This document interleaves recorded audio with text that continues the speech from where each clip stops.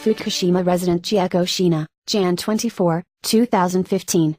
Speaks out on Fukushima even though risks being bumped off. She said in a meeting. Already, in the small village 85 children have had surgeries for thyroid cancer. There are 113 children who are suspected of having cancer. When children get cancers it progresses very quickly. The former person in charge of health, Yamashita Shunichi, said it would be only a 1 in a million chance of children getting any kind of cancer because of radiation. But he was lying. Right now, it's like 1 in 3,000, it's an epidemic. The head of the National Cancer Research Center estimated right now in Fukushima the rate of cancer has gone up 61 times. And yet the government and also the hospitals related to the government are saying this is not because of radiation. How long does the government think that we'll be silent about this? In light of this epidemic, my anger will never die down. And then to think about the parents of the small children, how worried they must be. It's not only children. There are many things happening to adults as well. Increased rates of thyroid cancer, heart attacks, leukemia, cataracts, many health problems, where they are wondering. There's something definitely wrong. I can't forgive the government, they're murderers. This is definitely a holocaust. Media won't report on it. Everything's just being swept under the rug.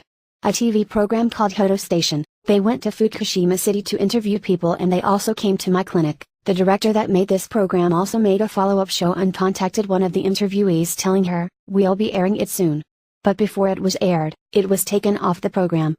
This director died. This director apparently told one of the interviewees, if you do hear that I died, please believe that it was not a suicide, no matter what you might hear. There is no truth in the media in Japan today.